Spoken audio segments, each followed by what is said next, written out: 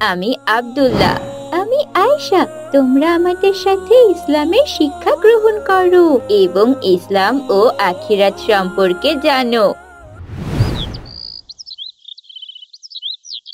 আসসালামু আলাইকুম মা। ওয়ালাইকুম আসসালাম আব্দুল্লাহ। কি হয়েছে মা, এখানে এভাবে বসে আছো কেন? কি আর বলবো রে বাপ, আজ ঘরে এক মুঠো চালও নেই। হাঁড়িতে দুটো চাল ফেলে সেদ্ধ করে খাবো যে, সেই উপায়টুকুও নেই। সে কি মা, তাহলে এখন কি হবে? কি আর হবে, বয়স হয়েছে, কোথাও কাজেও যেতে পারি না, শরীরটাও ভালো লাগছে না, মনে হচ্ছে আমাদের না খেয়েই মরতে হবে। এমন কথা বলো না মা, আল্লাহ ঠিক একটা পথ বের করে দেবেন। কি করে পথ বেরোবে? আমার তো বয়স হয়েছে, হাঁটতে পারি না, কাজও করতে পারি না। কাজ না করলে লোকে আমাদের খাবার দেবে কেন? তুমি পারো না তো কি হয়েছে, তুমি কি সারা জীবন আমাকে খাওয়াবে? আমারও তো একটা দায়িত্ব আছে মা। তুই তো এখন ছোট, তুই আবার কে দায়িত্ব নিবি? আমি অনেক বড় হয়ে গেছি মা, এমন দুর্দিনে আমি বসে বসে খেতে পারবো না, আর তোমাকেও কষ্ট দিতে পারবো না। তাহলে তুই কি করবি বাবা? আমিও কাজ খুঁজতে যাব। এই গ্রামে তোকে কে কাজ দেবে শুনি? এই গ্রামে না দিক, অন্য গ্রামে তো দেবে। আমি কিছু চাল ডাল ধার এনে দেব, যতদিন না কাজ পাচ্ছি তুমি ওগুলো খেও, দেখবে আমি খুব তাড়াতাড়ি কাজ নিয়ে আসবো। কিন্তু বাবা, তুই একা একা এত পথ যাবি? আমার কিচ্ছু হবে না মা, তুমি শুধু দোয়া করে দিও। আচ্ছা, তবে তাই হোক, তুমি এখানে থাকো, আমি এখনই চাল ডাল ধার করে আনি। কিছুক্ষণ পর আব্দুল্লাহ চাল ডাল নিয়ে বাড়ি ফিরে আসে। মা, ও মা, দেখো, চাল আর ডাল নিয়ে এসেছি। কোথা থেকে আনলি বাবা? কে দিল তোকে চাল ডাল? করিম চাচার দোকান থেকে এনেছি মা, লোকটা খুব ভালো। আর মা, আমার কাপড় চোপড়গুলো দাও, আমি বেলা থাকতে থাকতে বেরিয়ে পড়ি। কিন্তু বাবা, তুই বাইরে গিয়ে কি খাবি?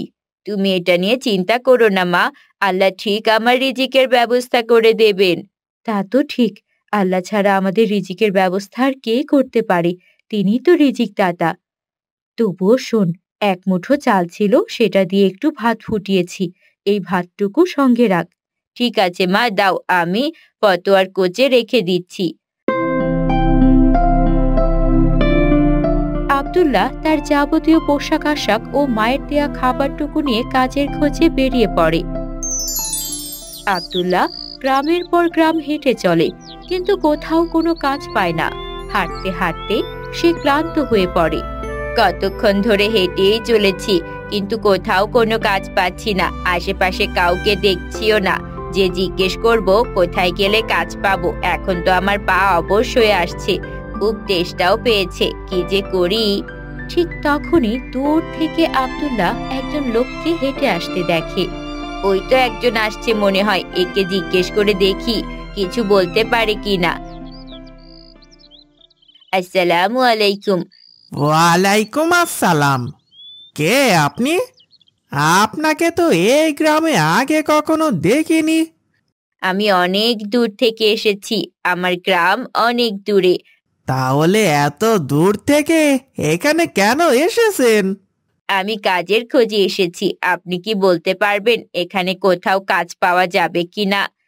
আরে ভাই, আমরাই তো কাজ পাচ্ছি না, আপনাকে কি করে কাজের খোঁজ দেব? আমাদেরই পেটে ভাত পড়ে না, আর আরেকজনকে কাজ দিতে যাব? ঠিক আছে ভাই, তাহলে অন্তত একটু পানির সন্ধান দিতে পারবেন? খুব তেষ্টা পেয়েছে। এই লোকটাকে কোনোভাবে এইখানে রাখা যাবে না, না হলে ঠিকই একটা কাজ বের করে নেবে। ও কাজ পেয়ে গেলে আমাদের একটা সুযোগ কমে যাবে। দাঁড়া, এর ব্যবস্থা করছি। কি হলো ভাই, বলুন। পানি তো একটু দূরে আছে, আপনি এত পোটলা পুটলি নিয়ে হাঁটতে পারবেন তো? ঠিকই বলছেন ভাই, এগুলো নিয়ে গেলে তো আর হাঁটতে পারবো না। আপনি কি দয়া করে এগুলো একটু পাহারা দিতে পারবেন? হ্যাঁ হ্যাঁ, পারবো। আপনি বরং ওই ডান দিকে ঘুরে বাঁ দিকে যান, ওখানেই পানি পাবেন। শুক্রিয়া ভাই। আব্দুল্লাহ তার পোটলা পুটলি লোকটির কাছে রেখে পানির খোঁজে বেরিয়ে পড়ে, কিন্তু এদিকে লোকটি তার সবকিছু নিয়ে পালিয়ে যায়। কিছুক্ষণ পর আব্দুল্লাহ অনেক খোঁজাখুঁজি করেও পানি না পেয়ে আবার ফিরে আসে। এটা কি হলো? লোকটা তো এখানে নেই, তার মানে লোকটা আমার সবকিছু চুরি করে নিয়ে গেল। হে আল্লাহ, তুমি আমাকে কিসের পরীক্ষায় ফেললে? আব্দুল্লাহ গভীর শ্বাস নেয়, অসহায়ের মতো দাঁড়িয়ে থাকে। এরপর ফতোয়ার কোচে রাখা মায়ের দেওয়া এক মুঠো ভাত বের করে। পানি পেলাম না, কাজও পেলাম না, এখন মায়ের দেওয়া এই ভাতই খেয়ে নেই। সে ধীরে ধীরে ভাত খেতে শুরু করে। এদিকে গ্রামের জমিদার ছদ্মবেশে বেরিয়েছে একজন সৎ মানুষ খুঁজতে। পথে দূর থেকে সে আব্দুল্লাহকে দেখতে পায়। এই ছেলেটাকে তো আগে দেখিনি। গ্রামের প্রায় সবাইকে তো পরীক্ষা করেছি, দেখি এ নতুন ছেলেটি কেমন মানুষ।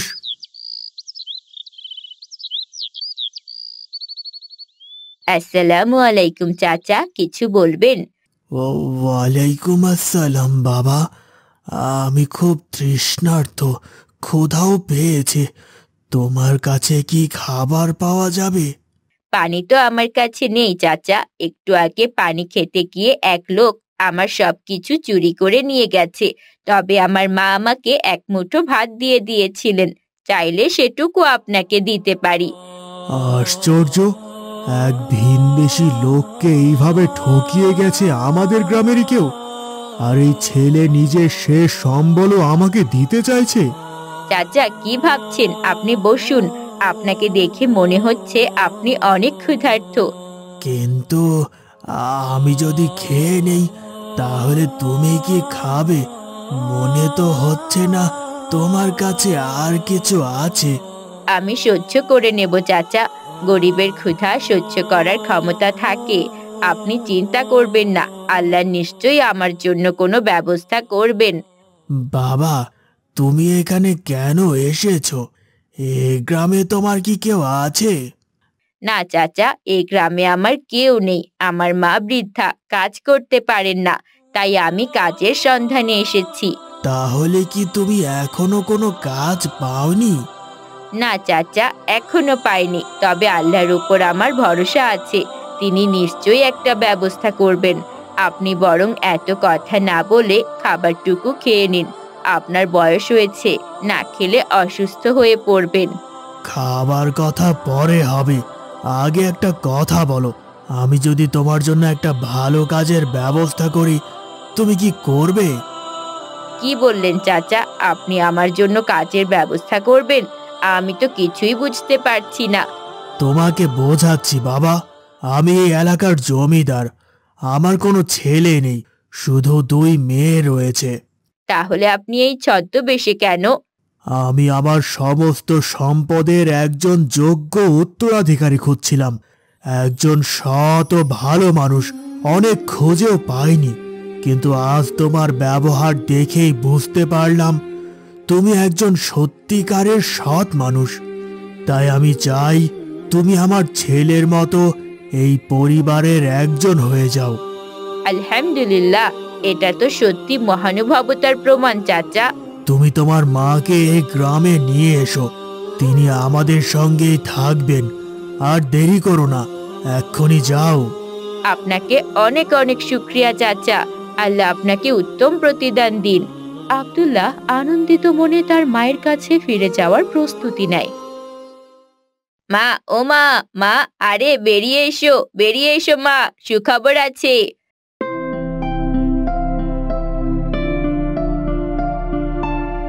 আরে আব্দুল্লাহ, তুই ফিরে এসেছিস, কাজ পেয়ে গেছিস বাবা। আরে শুধু কাজ নাকি, এখন শুধু কাজ করব না, লোকেদের কাজও দিতে পারবো। কি বলছিস এসব আবোল তাবোল? কাজ দিতে পারবি মানে? আব্দুল্লাহ রাহেলাকে সমস্ত ঘটনা খুলে বলে। রাহেলা সব শুনে খুব খুশি হয়। আলহামদুলিল্লাহ, অবশেষে আমরা সুখের মুখ দেখতে চলেছি, সবকিছুই আল্লাহর দয়ায়। তুমি ঠিক বলেছ মা, আল্লাহর উপর ভরসা করলে তিনি ঠিক একটা ব্যবস্থা করে দেন। রিজিকের মালিক একমাত্র আল্লাহ তাআলা। সব সময় জীবনে সৎ থাকবি, দেখবি আল্লাহ ঠিক একটা না একটা ব্যবস্থা করেই দেবেন। এরপর আব্দুল্লাহ তার মাকে নিয়ে জমিদারের কাছে চলে যায় এবং সেখানে সুখে শান্তিতে বসবাস করতে থাকে।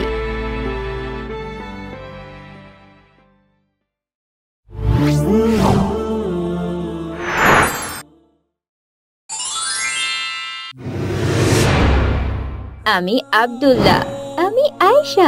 তোমরা আমাদের সাথে ইসলামের শিক্ষা গ্রহণ করো এবং ইসলাম ও আখিরাত সম্পর্কে জানো। আব্দুল্লাহর বাবা নেই। বিধবা মা আমিনা গ্রামে গ্রামে পিঠা বেচে আব্দুল্লাহকে লালন পালন করে।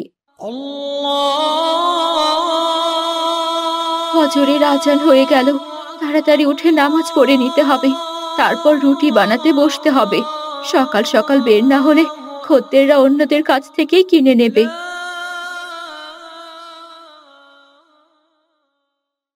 আমিনা অজু করে নামাজ পড়তে বসে। নামাজ শেষে আব্দুল্লাহকে ডাকতে থাকে। আব্দুল্লাহ, ওঠো বাবা, ফজরের আজান হয়ে গেছে, নামাজ পড়তে হবে। হ্যাঁ মা, উঠছি। তুমি নামাজ পড়ে নিয়েছো? হ্যাঁ বাবা, আমি নামাজ পড়ে নিয়েছি। তুমি তাড়াতাড়ি উঠে অজু সেরে নাও, আমি তোমার জন্য মাদুর বিছিয়ে দিচ্ছি। ঠিক আছে মা, আমি নামাজ শেষ করে কোরআন তেলাওয়াত করব। হ্যাঁ বাবা, অবশ্যই করো। ফজরের পর কোরআন তেলাওয়াতের অনেক ফজিলত আছে। মা, আমি তো জানি না ফজরের পর কোরআন তেলাওয়াতের কি ফজিলত, তুমি কি আমাকে একটু বলবে? অবশ্যই বলবো বাবা। রাসূলুল্লাহ সাল্লাল্লাহু আলাইহি ওয়াসাল্লাম বলেছেন, যে ব্যক্তি ভোরে উঠে আল্লাহকে স্মরণ করে তার জন্য বরকত আছে। এছাড়া ফজরের পরের সময়টা অনেক শান্ত। এই সময় কোরআন তেলাওয়াত করলে হৃদয় বেশি মনোযোগী হয় আর সওয়াবও অনেক বেশি পাওয়া যায়। ঠিক আছে মা, তাহলে আমি নামাজ শেষ করে কোরআন তেলাওয়াত করব। আব্দুল্লাহ নামাজ পড়তে যায় এবং আমিনা রান্নাঘরে রুটি বানাতে বসে। আব্দুল্লাহ নামাজ শেষ করে কোরআন তেলাওয়াত করতে বসে। গলা ছেড়ে আব্দুল্লাহ তেলাওয়াত করতে থাকে। তার তেলাওয়াতের সুন্দর সুর ঘরের শান্ত পরিবেশে গুনগুন করতে থাকে। আলহামদুলিল্লাহ, আল্লাহ আমার সন্তানকে সঠিক পথে রেখেছেন। হে আল্লাহ, তুমি আমাদের এভাবেই সঠিক পথে পরিচালিত করো। এদিকে প্রতিবেশী রহিম মিয়া আব্দুল্লাহর কোরআন তেলাওয়াতে বিরক্ত বোধ করে। এই সাত সকালে আবার ঘুমটা ভেঙে গেল। কার গলা এটা? কত রাত করে বাড়ি ফিরতে হয়, সকালে আবার অফিস আছে।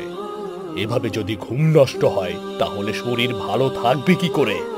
না, এখনই গিয়ে ব্যাপারটা দেখতে হচ্ছে।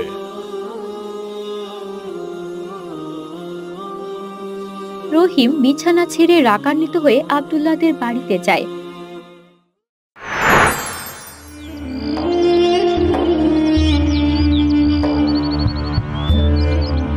দরজায় এসে চিৎকার করে, এই বাড়িতে কেউ আছেন?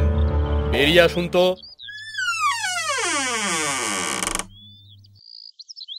আসসালামু আলাইকুম ভাইজান, এত সকালে কি হয়েছে বলুন তো? কি আবার হবে? আপনার ছেলেকে একটু বোঝান, এত জোরে জোরে তেলাওয়াত করছে কেন? আমাদেরও তো একটু ঘুমের দরকার আছে, তাই নাকি? ভাইজান, ও তো কোরআন তেলাওয়াত করছে, এতে তো কোনো ক্ষতি হওয়ার কথা নয়। করেছে করুক, কে মানা করেছে, কিন্তু গলার স্বর কমিয়ে তেলাওয়াত করতে বলুন। আমার ঘুমে ব্যাঘাত হচ্ছে, আমাদেরও অফিসে যেতে হয়, বুঝলেন তো? ভাইজান, আপনি এমন করে বলছেন কেন? কোরআন তেলাওয়াত তো ভালো কাজ, এটা শুধু পড়ে সওয়াব পাওয়া যায় না, শুনেও সওয়াব পাওয়া যায়। এতে তো আপনারও লাভ হচ্ছে। এত লাভ লসের হিসাব আমাকে শেখাতে আসবেন না। যা বলছি সেটা করুন, না হলে কিন্তু খারাপ হবে, বলে দিলাম। ঠিক আছে ভাইজান, আমি ওকে বলে দিচ্ছি যাতে আসতে পারে। কথাটা মনে রাখবেন।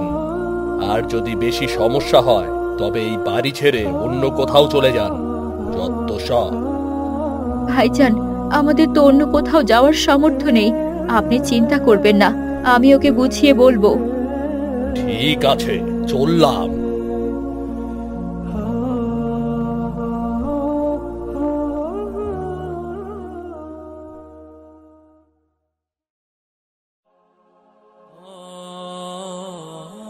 বাবা, একটু আস্তে তেলাওয়াত করো। কেন মা, আমি তো আল্লাহর কালাম পড়ছি, এটা কি আস্তে পড়া উচিত? তোর রহিম চাচার নাকি ঘুমের ব্যাঘাত হচ্ছে, তুই একটু আস্তে পড়। আল্লাহ তোর তেলাওয়াত অবশ্যই কবুল করবেন। আমাদের ওপর সবাই এত জুলুম কেন করে মা? আমার বাবা নেই বলে? দেখো মা, দেখো, একদিন সবাইকে দেখে নেব। না বাবা, এভাবে রাগ দেখানো একদম ঠিক নয়। রাগ শয়তানের কাজ। শয়তানকে কখনো প্রশ্রয় দিবি না। তুই সব সময় সবার সঙ্গে ভালো ব্যবহার করবি, আল্লাহই আমাদের সাহায্য করবেন। তুমি ঠিক বলেছ মা, ঠিক আছে, আমি একটু আস্তেই পড়ছি। ঠিক আছে বাবা, তুই তাহলে বাড়িতে থাক, আমি রুটিগুলো বেঁচে আসি। ঠিক আছে মা, সাবধানে যেও।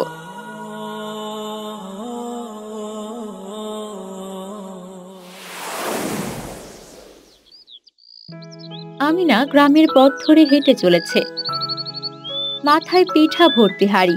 দূর থেকে একজন লোক তাকে ডাকতে থাকে। এই যে, শুনছেন? এদিকে একটু আসুন তো। আসছি আসছি, কি ডাকবে বলুন? কি কি পিঠা এনেছেন দেখান তো। অনেক ধরনের পিঠা এনেছি, দেখুন যেটা পছন্দ হয় সেটাই নিন। আচ্ছা, সবগুলোর থেকে একটা করে দিন। সবগুলোর থেকে নেবেন? হ্যাঁ, আমার ছেলে স্কুলে গেছে, ও আসলে ওকে খেতে দেব। পিঠা খুব পছন্দ করে। আচ্ছা, তোমার কি কোনো ছেলেপুলে নেই নাকি? আছে তো, আমার একটা ছেলে আছে। কিসে পড়ে ছেলেটা? পড়াশোনা তো করে না ভাই, বাড়িতেই থাকে, নামাজ পড়ে, কোরআন তেলাওয়াত করে। সে কি, এই যুগে এসে পড়াশোনা করে না? তুমি ওকে পড়াতে পারো না? আসলে ভাই, ওকে পড়াশোনা করানোর মতো সামর্থ্য আমার নেই, ওর বাবা নেই। আমি পিঠা বেচে যা পাই তা দিয়েই কোনো মতে আমাদের দুজনের পেট চলে। কিন্তু পড়াশোনা না করলে তো জীবন অন্ধকার। একটু কষ্ট হলেও ছেলেটাকে পড়াও, এতে ওর ভবিষ্যৎ ভালো হবে। ঠিক আছে, এই নাও, পিঠার দাম রাখো। এখন তাহলে আমি চলি। লোকটি পিঠার দাম দিয়ে চলে যায়।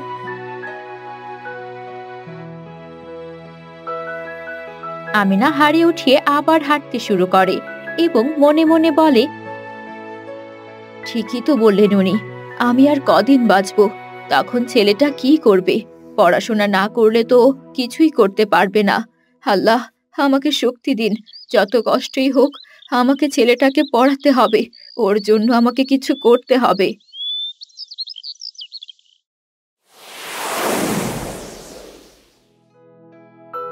সন্ধেবেলা আমিনা ক্লান্ত শরীরে বাড়িতে ফিরে আসে। আমিনাকে আসতে দেখে আব্দুল্লাহ তার দিকে পানি এগিয়ে দেয়। একটু ক্লান্ত লাগছে, আজ অনেক দূর যেতে হয়েছে, কিন্তু ঠিক আছি। আব্দুল্লাহ, একটা কথা জিজ্ঞেস করব, তুমি কি পড়াশোনা করতে চাও? মা, আমার তো খুব ইচ্ছে পড়াশোনা করার, কিন্তু তুমি হঠাৎ এটা জিজ্ঞেস করছো কেন? কারণ আমি সিদ্ধান্ত নিয়েছি তোমাকে পড়াশোনা করাবো, তোমাকে আমি মাদ্রাসায় ভর্তি করাবো। মাদ্রাসায়? কিন্তু মা, শুনেছি মাদ্রাসায় পড়তে অনেক টাকা লাগে, তুমি কিভাবে এত টাকা জোগাড় করবে? দরকার হলে আমি আরো বেশি পিঠা বানাবো, মানুষের বাড়িতে কাজ করব, যত কষ্টই হোক আমি তোমাকে পড়াশোনা করাবো। মা, আমি চাই না তুমি আমাকে পড়াতে গিয়ে এত কষ্ট করো, তোমার শরীর তো এমনিতেই ভালো থাকে না। কিন্তু বাবা, তুমি পড়াশোনা না করলে কিভাবে মানুষ হবে, কিভাবে জীবন চলবে? আমি তো চিরকাল বেঁচে থাকবো না, আমার বেঁচে না থাকলে তোমার কি হবে বাবা? ওসব পরে দেখা যাবে মা, তুমি এখন ঘরে চলো, সারাদিন কাজ করে এসেছো, এখনো কিচ্ছু খাওনি, আগে খেয়ে একটু বিশ্রাম নাও। ঠিক আছে বাবা, ঘরে চলো। দুজনেই ঘরের ভেতরে চলে যায়। আব্দুল্লাহ তার মায়ের জন্য খাবার বের করে এনে দেয়। আমিনা ক্লান্ত হলেও সন্তানের ভবিষ্যৎ নিয়ে মনে মনে পরিকল্পনা করতে থাকে। পরের দিন থেকে আমিনা আরো ভোরে উঠে পিঠা বানাতে শুরু করে। দূরের গ্রামে গিয়ে পিঠা বিক্রি করতে থাকে। এই অতিরিক্ত পরিশ্রমের ফলে সে অসুস্থ হয়ে পড়ে। সন্ধ্যায় আমিনা ক্লান্ত শরীরে বাড়ি ফিরে আসে। দরজায় ঢুকতে ঢুকতে হাঁপিয়ে ওঠে। বাবা, আব্দুল্লাহ, এই হাঁড়িটা নিয়ে ঘরে রাখো তো। মা, তোমাকে এত ক্লান্ত লাগছে কেন? তোমার কি শরীর খারাপ? হ্যাঁ রে বাবা, শরীরটা কেমন ম্যাজ ম্যাজ করছে, খুব দুর্বল লাগছে। মা, তোমার তো গা পুড়ে যাচ্ছে, এই অসুস্থ শরীর নিয়ে তুমি পিঠা বিক্রি করতে গিয়েছিলে? আরে কিছু হবে না, একটু বিশ্রাম নিলেই ঠিক হয়ে যাবে, কাল সব ঠিক হয়ে যাবে। না মা, কিছুই ঠিক হবে না, তুমি ঘরে চলো, আর পিঠা বিক্রি করতে যাবে না। এ কি বলছিস বাবা, পিঠা না বেচলে আমরা খাবো কি? তোর পড়াশোনার জন্য টাকাই বা কোথা থেকে আসবে? মা, আমি তো রয়েছি, আমি কি ছোট থেকে বড় হয়েছি শুধু তোমার কষ্ট দেখার জন্য? আমি অনেক বড় হয়েছি, কাল থেকে আমি পিঠা বিক্রি করব। তুই পারবি না বাবা, তুই এখনো ছোট, এ কাজ তুই করতে পারবি না। মা, আমি মোটেও ছোট না, তুমি বরং ঘরে চলো, কাল থেকে আমি দেখবো সব। তুমিই তো বলো আল্লাহ আমাদের সাহায্য করবেন। আব্দুল্লাহ মাকে ঘরে নিয়ে যায়। সে মায়ের যত্ন নিতে শুরু করে। পরের দিন থেকে আব্দুল্লাহ পিঠা বেচতে যায়। সে রাস্তায় হাঁটতে থাকে এবং কোরআন তিলাওয়াত করতে থাকে। এত সুন্দর কোরআন তিলাওয়াত শুনে সবাই ওর কাছে পিঠা নিতে আসে। সত্যিই খুব ভালো লাগছে। কিভাবে এত সুন্দর তেলাওয়াত শিখলে? আমার মা আমাকে শিখিয়েছে। বাহ, তোমার পিঠা বিক্রির ধরনটা বেশ আলাদা। একদম নতুনভাবে পিঠা বিক্রি করো। আমাকে কিছু পিঠা দেওয়া যাবে? কেন দেব না, নিন নিন, কিছু পিঠা নিন। এভাবেই গ্রামের পর গ্রাম আব্দুল্লাহ পিঠা বিক্রি করতে থাকে এবং ভালোই রোজগার হতে থাকে।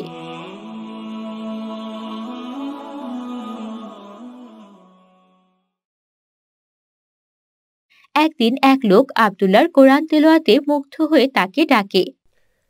তুমি তো মাশাল্লাহ খুব ভালো তেলাওয়াত করো, খুবই স্পষ্ট তেলাওয়াত। আপনাকে অনেক অনেক শুকরিয়া। তুমি কিসে পড়াশোনা করো? আমি তো পড়াশোনা করি না। সে কি, এত সুন্দর তেলাওয়াত করো অথচ কোনো মাদ্রাসায় ভর্তি হওনি? মাদ্রাসায় ভর্তি হওয়ার মতো সামর্থ্য আমার মায়ের নেই। আমার মা অসুস্থ হয়ে গেছেন, তাই আমাকে পিঠা বিক্রি করতে হচ্ছে। কষ্ট করে আমার মা পিঠা বানায়, এই অনেক। আমি আর মাকে কষ্ট দিতে চাই না। কয়েকটা পিঠা আমাকে দাও তো দেখি, কেমন খেতে। ঠিক আছে, এই নিন, খেয়ে দেখুন।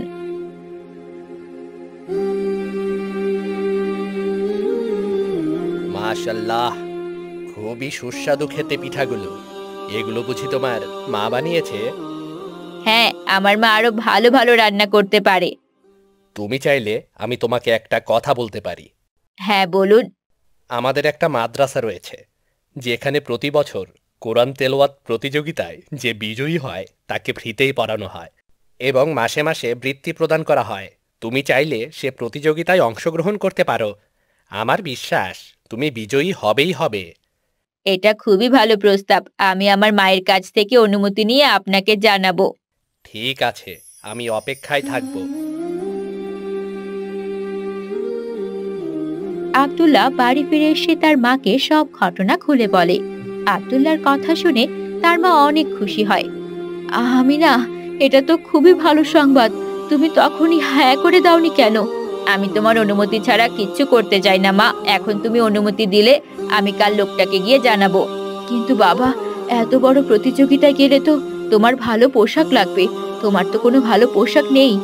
আমার কোনো ভালো পোশাক চাই না মা, যা আছে তা দিয়েই আমি প্রতিযোগিতায় অংশগ্রহণ করব। তা কি করে হয়? এত বড় একটা প্রতিযোগিতায় যাবে, তোমার অবশ্যই ভালো পোশাকের প্রয়োজন। তারা তো আমার পোশাকে বিচার করবে না মা, তারা আমাকে তিলওয়াতকে বিচার করবে। এটা ঠিক বলেছ, কিন্তু আমি চাই না তুমি এই পুরনো পোশাক পরে সেখানে যাও। কিন্তু মা, পোশাক কিনতে গেলে তো তোমার টাকা আর দরকার। কিন্তু এখন তুমি অসুস্থ, আমি চাই না বাড়তি কোনো টাকা কাজে ব্যয় হোক। না, এটা হয় না বাবা। তুমি এক কাজ করো, আমার কানের দুল জোড়া বেচে একটা ভালো পোশাক কিনে আনো। কিন্তু মা, কোনো কিন্তু নয়। পরে যখন তুমি রোজগার করবে তখন আমাকে এক জোড়া কানের দুল কিনে দিও, তাহলেই হয়ে যাবে। ঠিক আছে মা, আমি বাজার থেকে একটা ভালো পোশাক কিনে আনছি। আব্দুল্লাহ মায়ের দুল জোড়া বেচে সুন্দর একটা পাঞ্জাবি আর পায়জামা কিনে আনে।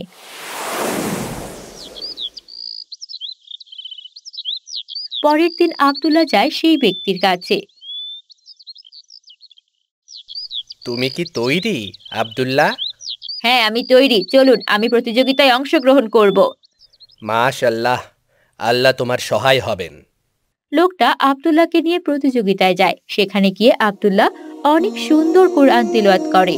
আব্দুল্লাহর কোরআন তিলাওয়াত শুনে সবাই মুগ্ধ হয়ে যায় এবং আব্দুল্লাহ প্রথম স্থান অধিকার করে। আলহামদুলিল্লাহ, আলহামদুলিল্লাহ। আব্দুল্লাহ, তুমি তো প্রথম স্থান অধিকার করেছো। তোমার মাকে এই খবরটা জানাবে না? কেন জানাবো না, অবশ্যই জানাবো।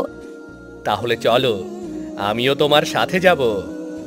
অবশ্যই চলুন আমার সাথে, আমার মা আপনাকে দেখলে অনেক খুশি হবে। মা দেখো কে এসেছে। আসসালামু আলাইকুম চাচি। আসসালামু আলাইকুম। তুমি কে বাবা? আমাকে আপনি সেভাবে চিনবেন না। আমি এক মাদ্রাসায় কাজ করি। আপনার ছেলে আব্দুল্লাহ খুবই অসাধারণ তেলাওয়াত করে এবং আজকে সে প্রথম হয়েছে। আলহামদুলিল্লাহ, এটা তো খুবই ভালো খবর। সে এখন থেকে ফ্রিতেই মাদ্রাসায় পড়তে পারবে এবং মাসে মাসে তাকে একটা বৃত্তি দেওয়া হবে।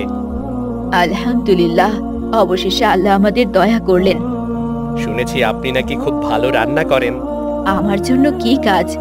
আপনার জন্য একটা কাজ আছে, করবেন? এটা তো আরো ভালো সংবাদ, অবশ্যই আমি কাজ করব। আমাদের মাদ্রাসায় একজন ভালো রান্নার লোক দরকার। আপনার হাতের পিঠা আমি খেয়েছি, অনেক সুস্বাদু খেতে। আশা করি অন্যান্য খাবার খেতে অনেক ভালো হবে। আপনি চাইলে আমাদের মাদ্রাসায় কাজ করতে পারেন। শুনেছি আপনাদের নাকি আর্থিক অবস্থাও বেশি ভালো না। এ কাজ করলে আপনার কিন্তু অনেক লাভ হবে। এটা তো আরো ভালো সংবাদ, অবশ্যই আমি কাজ করব। এরপর থেকে আব্দুল্লাহ মাদ্রাসায় পড়াশোনা করতে থাকে এবং আমিনা রান্নার কাজ করতে থাকে। ধীরে ধীরে তাদের আর্থিক অবস্থাও পরিবর্তন হতে থাকে। তাদের দুঃখের দিন শেষ হয়ে যায়।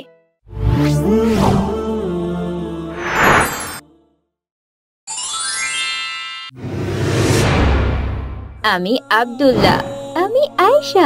তোমরা আমাদের সাথে ইসলামের শিক্ষা গ্রহণ করো এবং ইসলাম ও আখিরাত সম্পর্কে জানো। আব্দুল্লাহর বাবা নেই। বিধবা মা আমিনা গ্রামে গ্রামে পিঠা বেচে আব্দুল্লাহকে লালন পালন করে।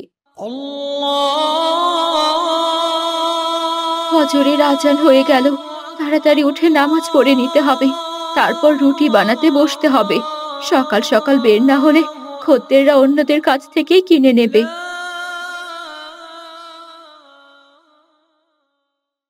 আমিনা অজু করে নামাজ পড়তে বসে।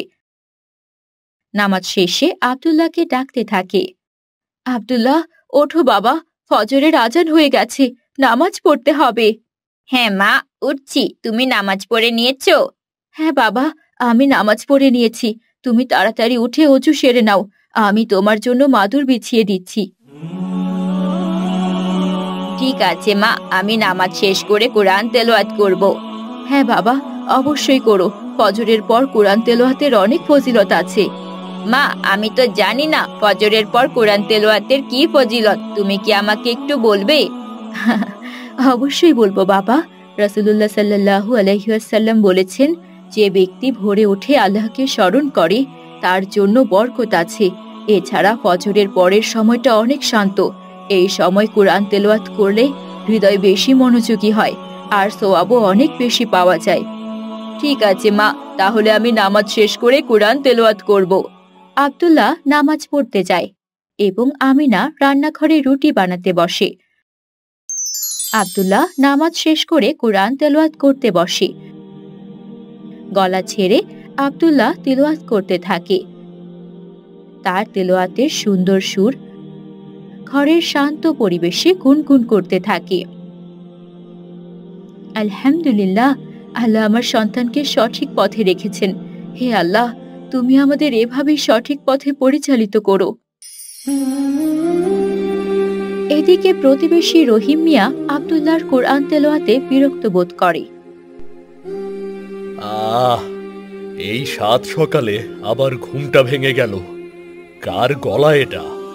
কত রাত করে বাড়ি ফিরতে হয়, সকালে আবার অফিস আছে। এভাবে যদি ঘুম নষ্ট হয় তাহলে শরীর ভালো থাকবে কি করে? না, এখনই গিয়ে ব্যাপারটা দেখতে হচ্ছে।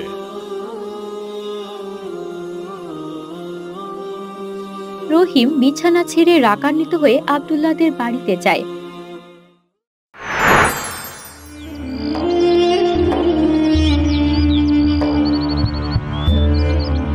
দরজায় এসে চিৎকার করে। এই বাড়িতে কেউ আছেন? বেরিয়ে আসুন তো।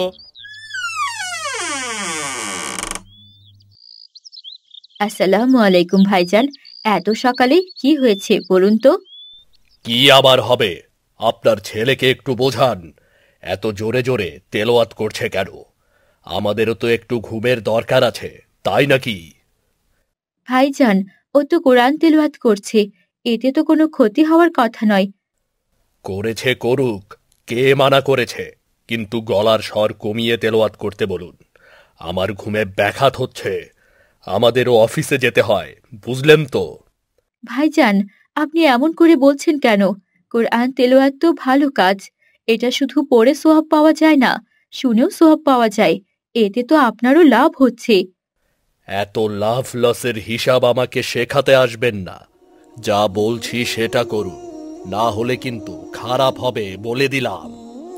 ঠিক আছে ভাইজান, আমি ওকে বলে দিচ্ছি যাতে আসতে পড়ে। কথাটা মনে রাখবেন, আর যদি বেশি সমস্যা হয় তবে এই বাড়ি ছেড়ে অন্য কোথাও চলে যান, যত সব। ভাইজান, আমাদের তো অন্য কোথাও যাওয়ার সামর্থ্য নেই, আপনি চিন্তা করবেন না, আমি ওকে বুঝিয়ে বলবো। ঠিক আছে, চললাম।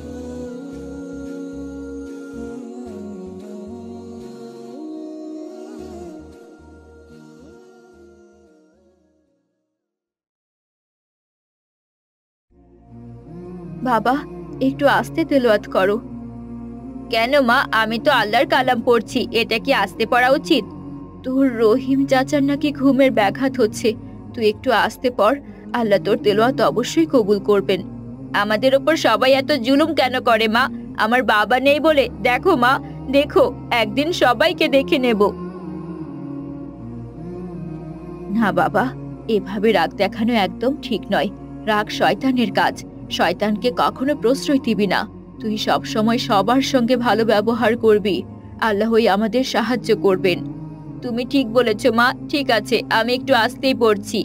ঠিক আছে বাবা, তুই তাহলে বাড়িতে থাক, আমি রুটিগুলো বেঁচে আসি। ঠিক আছে মা, সাবধানে যেও।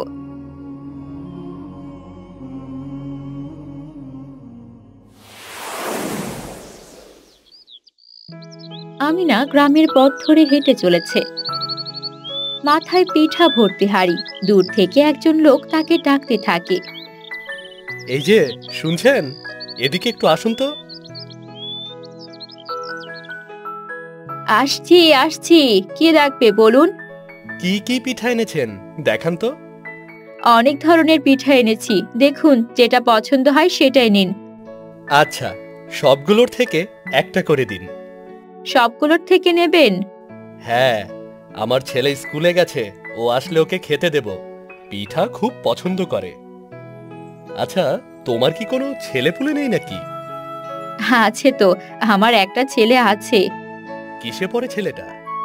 পড়াশোনা তো করে না ভাই, বাড়িতেই থাকে, নামাজ পড়ে, কোরআন তেলাওয়াত করে। সে কি, এই যুগে এসে পড়াশোনা করে না? তুমি ওকে পড়াতে পারো না? আসলে ভাই, ওকে পড়াশোনা করানোর মতো সামর্থ্য আমার নেই, ওর বাবা নেই, আমি পিঠা বেচে যা পাই তা দিয়েই কোনো মতে আমাদের দুজনের পেট চলে। কিন্তু পড়াশোনা না করলে তো জীবন অন্ধকার। একটু কষ্ট হলেও ছেলেটাকে পড়াও, এতে ওর ভবিষ্যৎ ভালো হবে। ঠিক আছে, এই নাও, পিঠার দাম রাখো। এখন তাহলে আমি চলি। লোকটি পিঠার দাম দিয়ে চলে যায়।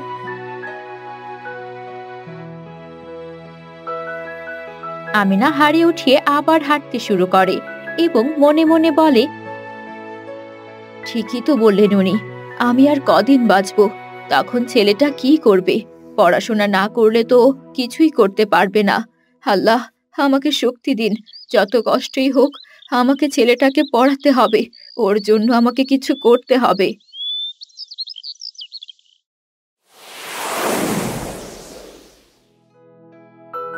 সন্ধেবেলা আমিনা ক্লান্ত শরীরে বাড়িতে ফিরে আসে। আমিনাকে আসতে দেখে আব্দুল্লাহ তার দিকে পানি এগিয়ে দেয়। একটু ক্লান্ত লাগছে, আজ অনেক দূর যেতে হয়েছে, কিন্তু ঠিক আছি। আব্দুল্লাহ, একটা কথা জিজ্ঞেস করব, তুমি কি পড়াশোনা করতে চাও? মা, আমার তো খুব ইচ্ছে পড়াশোনা করার, কিন্তু তুমি হঠাৎ এটা জিজ্ঞেস করছো কেন? কারণ আমি সিদ্ধান্ত নিয়েছি তোমাকে পড়াশোনা করাবো। তোমাকে আমি মাদ্রাসায় ভর্তি করাবো। মাদ্রাসায়? কিন্তু মা, শুনেছি মাদ্রাসায় পড়তে অনেক টাকা লাগে। তুমি কিভাবে এত টাকা জোগাড় করবে? দরকার হলে আমি আরো বেশি পিঠা বানাবো, মানুষের বাড়িতে কাজ করব। যত কষ্টই হোক, আমি তোমাকে পড়াশোনা করাবো। মা, আমি চাই না তুমি আমাকে পড়াতে গিয়ে এত কষ্ট করো। তোমার শরীর তো এমনিতেই ভালো থাকে না। কিন্তু বাবা, তুমি পড়াশোনা না করলে কিভাবে মানুষ হবে, কিভাবে জীবন চলবে? আমি তো চিরকাল বেঁচে থাকবো না। আমার বেঁচে না থাকলে তোমার কি হবে বাবা? ওসব পরে দেখা যাবে মা, তুমি এখন ঘরে চলো। সারাদিন কাজ করে এসেছো, এখনো কিচ্ছু খাওনি। আগে খেয়ে একটু বিশ্রাম নাও। ঠিক আছে বাবা, ঘরে চলো। দুজনেই ঘরের ভেতরে চলে যায়। আব্দুল্লাহ তার মায়ের জন্য খাবার বের করে এনে দেয়। আমিনা ক্লান্ত হলেও সন্তানের ভবিষ্যৎ নিয়ে মনে মনে পরিকল্পনা করতে থাকে। পরের দিন থেকে আমিনা আরো ভোরে উঠে পিঠা বানাতে শুরু করে। দূরের গ্রামে গিয়ে পিঠা বিক্রি করতে থাকে। এই অতিরিক্ত পরিশ্রমের ফলে সে অসুস্থ হয়ে পড়ে। সন্ধ্যায় আমিনা ক্লান্ত শরীরে বাড়ি ফিরে আসে। দরজায় ঢুকতে ঢুকতে হাঁপিয়ে ওঠে। বাবা, আব্দুল্লাহ, এই হাঁড়িটা নিয়ে ঘরে রাখো তো। মা, তোমাকে এত ক্লান্ত লাগছে কেন? তোমার কি শরীর খারাপ? হ্যাঁ রে বাবা, শরীরটা কেমন ম্যাজ ম্যাজ করছে, খুব দুর্বল লাগছে। মা, তোমার তো গা পুড়ে যাচ্ছে। এই অসুস্থ শরীর নিয়ে তুমি পিঠা বিক্রি করতে গিয়েছিলে? আরে কিছু হবে না, একটু বিশ্রাম নিলেই ঠিক হয়ে যাবে। কাল সব ঠিক হয়ে যাবে। না মা, কিছুই ঠিক হবে না। তুমি ঘরে চলো, আর পিঠা বিক্রি করতে যাবে না। এ কি বলছিস বাবা? পিঠা না বেচলে আমরা খাবো কি? তোর পড়াশোনার জন্য টাকাই বা কোথা থেকে আসবে? মা, আমি তো রয়েছি। আমি কি ছোট থেকে বড় হয়েছি শুধু তোমার কষ্ট দেখার জন্য? আমি অনেক বড় হয়েছি। কাল থেকে আমি পিঠা বিক্রি করব। তুই পারবি না বাবা, তুই এখনো ছোট। এ কাজ তুই করতে পারবি না। মা, আমি মোটেও ছোট না। তুমি বরং ঘরে চলো, কাল থেকে আমি দেখবো সব। তুমিই তো বলো আল্লাহ আমাদের সাহায্য করবেন। আব্দুল্লাহ মাকে ঘরে নিয়ে যায়। সে মায়ের যত্ন নিতে শুরু করে। পরের দিন থেকে আব্দুল্লাহ পিঠা বেচতে যায়। সে রাস্তায় হাঁটতে থাকে এবং কোরআন তিলাওয়াত করতে থাকে। এত সুন্দর কোরআন তিলাওয়াত শুনে সবাই ওর কাছে পিঠা নিতে আসে। সত্যিই খুব ভালো লাগছে। কিভাবে এত সুন্দর তেলাওয়াত শিখলে? আমার মা আমাকে শিখিয়েছে। বাহ, তোমার পিঠা বিক্রির ধরনটা বেশ আলাদা। একদম নতুনভাবে পিঠা বিক্রি করো। আমাকে কিছু পিঠা দেওয়া যাবে? কেন দেব না? নিন নিন, কিছু পিঠা নিন। এভাবেই গ্রামের পর গ্রাম আব্দুল্লাহ পিঠা বিক্রি করতে থাকে এবং ভালোই রোজগার হতে থাকে।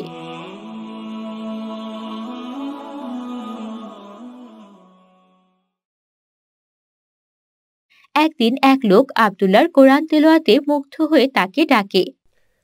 তুমি তো মাশাআল্লাহ খুব ভালো তেলাওয়াত করো, খুবই স্পষ্ট তেলাওয়াত। আপনাকে অনেক অনেক শুকরিয়া। তুমি কিসে পড়াশোনা করো? আমি তো পড়াশোনা করি না। সে কি, এত সুন্দর তেলাওয়াত করো অথচ কোনো মাদ্রাসায় ভর্তি হওনি? মাদ্রাসায় ভর্তি হওয়ার মতো সামর্থ্য আমার মায়ের নেই। আমার মা অসুস্থ হয়ে গেছেন, তাই আমাকে পিঠা বিক্রি করতে হচ্ছে। কষ্ট করে আমার মা পিঠা বানায়, এই অনেক। আমি আর মাকে কষ্ট দিতে চাই না। কয়েকটা পিঠা আমাকে দাও তো দেখি, কেমন খেতে।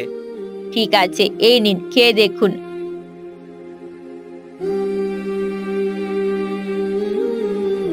মাশাআল্লাহ, খুবই সুস্বাদু খেতে পিঠাগুলো। এগুলো বুঝি তোমার মা বানিয়েছে? হ্যাঁ, আমার মা আরো ভালো ভালো রান্না করতে পারে। তুমি চাইলে আমি তোমাকে একটা কথা বলতে পারি।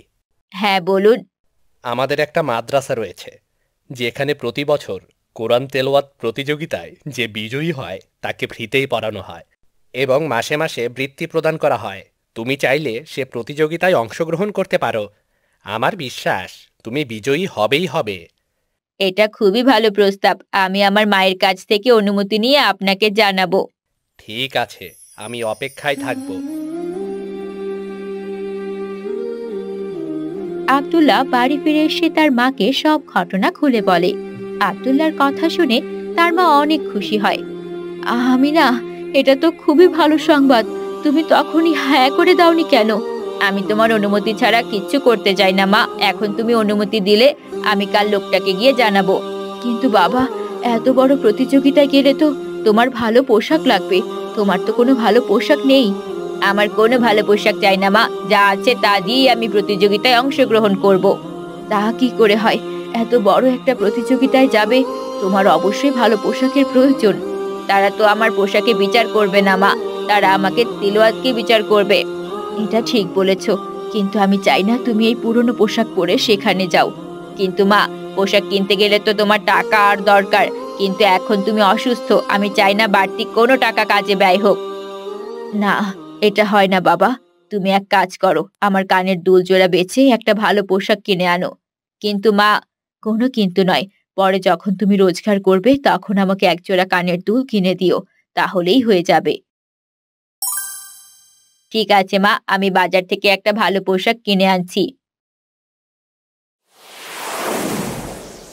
আব্দুল্লাহ মায়ের দুল জোড়া বেচে সুন্দর একটা পাঞ্জাবি আর পায়জামা কিনে আনে।